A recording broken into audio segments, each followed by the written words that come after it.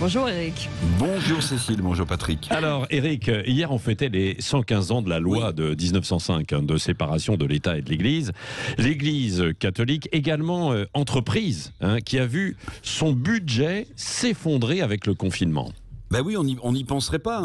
Cette entité, l'Église catholique, évidemment, attend beaucoup de la conf de presse de Jean Castex tout à l'heure, parce que Noël pour l'Église catholique, c'est une fête religieuse. Si elle se déroule normalement, ce sont les messes de minuit, donc des dons financiers des fidèles, normalement. Parce que l'Église catholique, c'est aussi, on l'oublie parfois, une entreprise qui a pris de plein fouet le double confinement de mars et d'octobre, avec une perte estimée, écoutez bien, jusqu'à 90 millions d'euros sur ces deux périodes de confinement.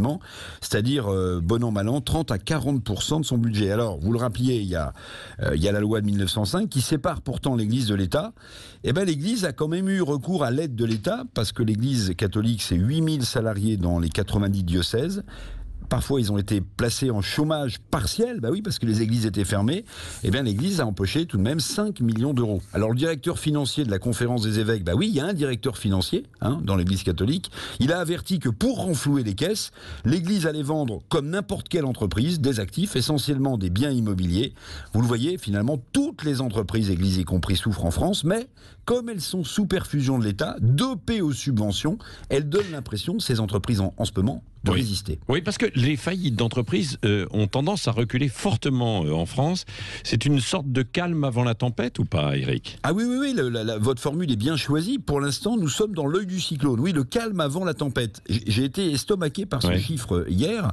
Les faillites d'entreprises sur un an ont reculé de 37% dans notre pays. Pourquoi ? Parce qu'elles sont sous subvention. Elles sont dopées aux subventions de l'État. D'ailleurs, la BCE, là c'est très sérieux, la Banque Centrale Européenne, recommande à tous les États en Europe de débrancher lentement la perfusion financière l'année prochaine. Sinon, la catastrophe des faillites d'entreprises sera très lourde. Alors, si vous regardez maintenant au-dessus du capot, vous ajoutez l'endettement des entreprises en Europe, 500 milliards d'euros, 500 milliards, plus celui des États, en bout de chaîne, vous avez quoi ? Vous avez les banques elles-mêmes qui risquent d'être fragilisées à court de liquidités l'année prochaine. Bon, mais je vous rassure, il y a des grandes entreprises qui ne connaissent pas la crise. Je pense à Airbnb, vous savez, les locations dans le monde entier par Internet. Airbnb va entrer en bourse tout à l'heure, ce soir, à Wall Street.